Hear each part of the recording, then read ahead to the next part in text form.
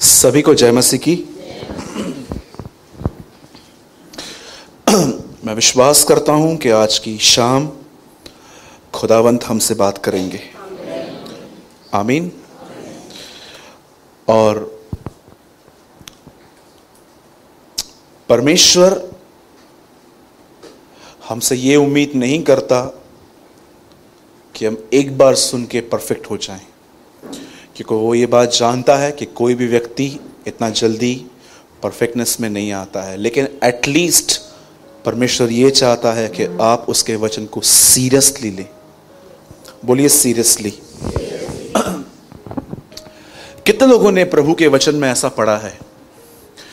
यीशु मसीह कहते हैं, जैसे जीवित पिता ने मुझे भेजा है वैसे ही मैं तुम्हें भेजता हूं। ब्रदर ओपन जॉन 20, यूहन्ना का 20 अध्याय।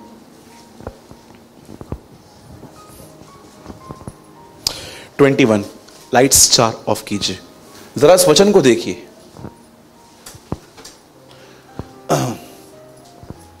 यीशु ने फिर उनसे कहा, तुम्हें शांति मिले।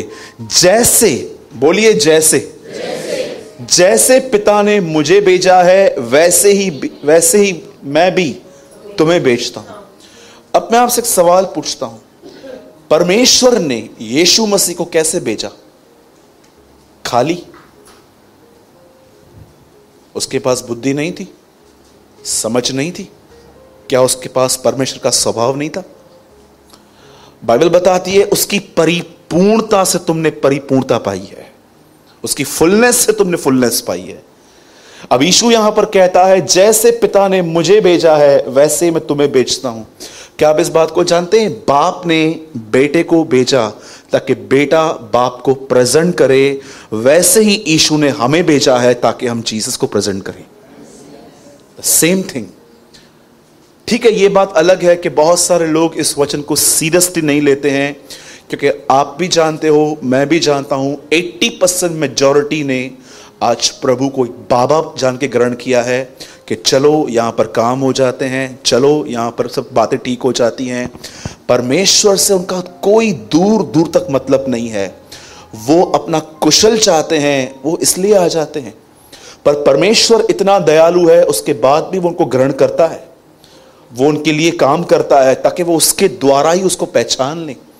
आज मैं आपसे पूछना चाहता हूं, कितने लोगों ने इस वचन को, सच बताइए, इससे पहले सीरियसली आपने पढ़ा था? जैसे पिता ने मुझे भेजा है वैसे ही मैं भी तुम्हें भेजता हूं। आप देखिए पिता ने उसे कैसे भेजा, कितना परिपूर्ण होकर निकला वो। कभी आपने इस बारे में सोचा? क्यों लिखा है कि उसकी परिपूर्णता? लिखा है वह अनुग्रह से परिपूर्ण होकर हमारे बीच में आया। जीसस एक ओवरफ्लो वेसल था परमेश्वर का, जिसमें से आज भी यशायाह नबी लिखते हैं, तुमने उस सोते को, उस जीवित सोते को तुमने त्याग दिया। मैं कई बार सोचता हूं, क्या सेवकाई सिर्फ यही है कि मैं यहां से प्रचार करूं? क्या एक मसीह व्यक्ति यही है कि वो हर दिन हफ्ते में 3 बार वो कलीसिया में आए, प्रार्थना करे, घर पे 15 मिनट की बाइबल पढ़े जब मन करता है, और कभी कभार प्रभु से ये प्रार्थना कर ले, मुझे अपनी आत्मा से भरिए? क्या यही है? कितने लोग ये पैशन रखते हैं इस चीज का? पिता आपने यीशु को भेजा ताकि वो आपको प्रेजेंट करे, और वैसे ही यीशु ने मुझे भेजा है ताकि मैं उसको प्रेजेंट करूं। कभी आपने इस बारे में सोचा, आपका फेस, आपकी लाइफस्टाइल किसको प्रेजेंट करती है? आपको क्या लगता है, पतरस को जब प्रभु ने कहा मेरे पीछे हो ले, तो क्या पतरस क्यों चला? क्या कारण था? क्या पतरस प्रभु को ढूंढ रहा था? नो। पतरस एक ही चीज से चला कि अगर एक बार उसके कहने पे इतनी मछलियां मिली हैं तो उसके साथ रहने पर कितना कुछ मिल जाएगा। और एक दिन ऐसा भी आया कि उसका अंदरूनी स्वभाव बाहर आया, जब एक धनवान ने प्रभु को अस्वीकार किया और यीशु ने कहा इनका आना परमेश्वर के राज्य में बहुत कठिन है। तब पतरस कहता है, हम तो सब कुछ छोड़ के आए हैं, हमको क्या मिलेगा? बोलो, हमको क्या मिलेगा? हाँ, हमको क्या मिलेगा भाई? ये बताओ, हमको क्या मिलेगा? आ तो गए चर्च में, हमको क्या मिलेगा?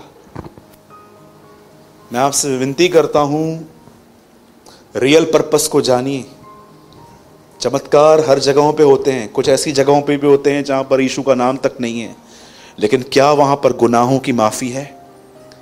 क्या वहां पर अपराधों की क्षमा है? क्या वहां पर आपको पवित्र आत्मा मिलता है? क्या परमेश्वर आपको वहां बात करेगा? हाँ जी, किसको प्रेजेंट करते हैं हम? आपको पता है आजकल आप जूते पहनते हो, पहले के दिनों में लोग इतने जूते नहीं पहनते थे, एक सैंडल पहनते थे। इवन जीसस सैंडल पहनता था, इसलिए यूहन्ना कहता है तेरे सैंडल में जो लेस है ना, मैं वो भी नहीं खोल सकता। आपको पता है पहले के दिनों में लोग सैंडल पहनते थे, और पहले के दिनों में इतनी मट्टी होती थी रास्तों पर। आज कैसे रास्ते क्लीन होते हैं कहीं कहीं पर।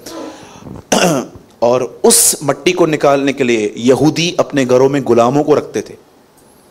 आप सोचो, यीशु मसीह जब मरने पर था तो उसने चेलों को कहा, एक अमीर आदमी का घर ढूंढो, एक आदमी का घर ढूंढो, जो नगर में जाओ और उस आदमी को देखो वो कहाँ है। सॉरी, अमीर नहीं लिखा है, कुछ ऐसा लिखा है कि वहां जाओ और एक व्यक्ति को बोलो तेरे घर पर गुरु प्रभु बोझ देना चाहता है। और आप देखो, जब यीशु वहां पर गया उसने क्या कहा? एक बकेट पानी लेकर आओ, ओके, एक टॉवेल लेकर आओ, ओके।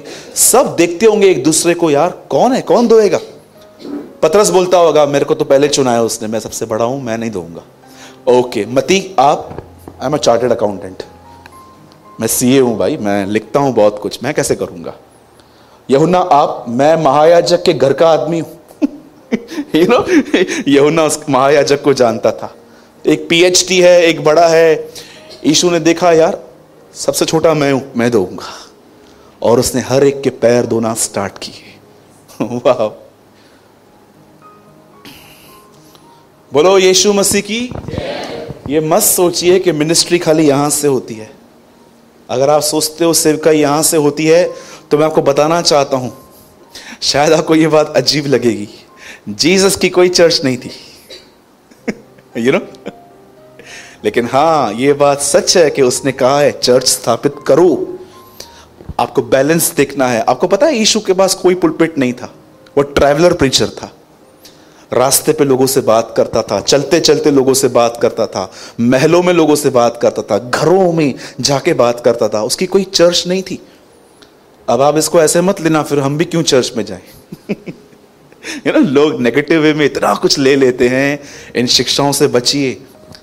मैं तो कभी कभी पूछता हूं, अगर बुक्स थे उसके बाद ये स्कूल जाते क्यों थे? हम जाते थे ना, डाइजेस्ट मिलती थी ना, डाइजेस्ट पे तो सारे आंसर्स होते थे, फिर भी हम जाते थे ना। कुछ तो है जिसके लिए परमेश्वर ने कलीसिया ठहराई। तो मैं इतना विनती करता हूं, जैसे देखिए ये वचन मुझे नहीं लगता है, जैसे हमने इस न्यू हॉल में जहां पर हम यहाँ इस रेंट की प्लेस पे जब से हम यहाँ पर आए हैं, मैंने ये वचन कभी आपको इस तरह एक्सप्लेन किया था। लेकिन आज देखो ये कैसा है, जैसे जीवित पिता ने मुझे भेजा है वैसे मैं तुम्हें भेजता हूं। That's your calling.